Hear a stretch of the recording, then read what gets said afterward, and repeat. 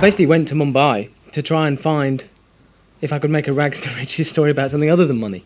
And when you go to India, and specifically when you go to Bombay, it's such a kind of romantic, passionate place that I realised before too long, it's no coincidence that all those Indian films have these incredibly romantic song and dance sequences in. That it had to be filmed about love, really. It had to be a love story. And once I got that, then I had to work my way backwards and kind of construct a whole new series of vignette stories to trace this man's journey to find this woman here.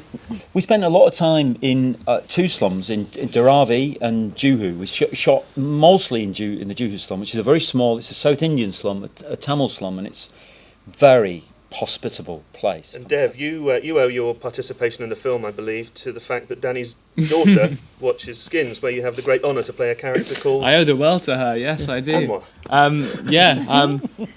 She spotted me in Skins, I think, as the story goes, and urged Danny to give me a crack, I think, and which was great. I got myself on tape because I didn't have an agent or anything at the time, and it was the first time ever going on tape, which was good because I was expecting Danny Ball in my first audition, and it was just a camera, so I was like, oh, this is easy. And I got him in the second one, and then after that I'd done like 4 or something, and got it from there. And we did see a lot of guys out there who were terrific. There's some, as you can see from the rest of the film, the standard of acting is awesome, and also very natural. It's so natural for people to just act, across all, we've used a lot of people from the streets who just play parts for us, and the kids and that, but I couldn't find him because the guys were really, muscly, and they just looked wrong. They looked like heroes in waiting. They looked like they were going to sit in that chair, and you just knew they were going to kind of rise up eventually. And we wanted a loser.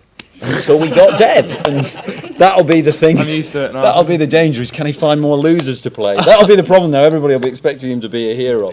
But Frida, you're obviously very keen to be a part of it, but Danny kept you hanging on for a while, didn't he? For 6 months, yeah. Yeah, tell us about that. It was lovely intern, the casting director of the film, called various agencies back in Bombay, and she said Danny Boyle was coming down to India to shoot a film. So at first it was this complete moment of disbelief because I couldn't imagine Danny Boyle coming down to India making a film on Bombay.